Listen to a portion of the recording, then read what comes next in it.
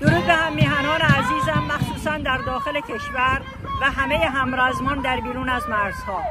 امروز مثل همیشه هر یک شنبه‌ای که از 16 اکتبر 2022 ما شروع کردیم، یک شنبه دیگری هست که در شهر ایرواین، اورنج کانتی، سادرن کالیفرنیا هستیم،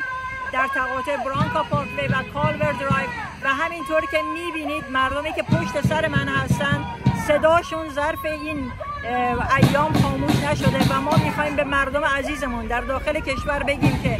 علیرغمی که تهدیدهای جمهوری اسلامی همینجا هم برای ما هست، زیر گوش ما هستن و ما همینجا امن نیستیم، ولی ما برای تک تک شماها ایستادیم. ما برای تک تک عزیزانی که قدم میذارن بیرون از خونه‌شون و خودشون رو در معرض خطر قرار میدن اینجا ایستادیم و همینجا هستیم تا روزی که ما بتونیم پیروزی رو برای ایرانمون با شما ایرانیان همرزممون در داخل کشور به ارمغان بیاریم. پاینده ایران.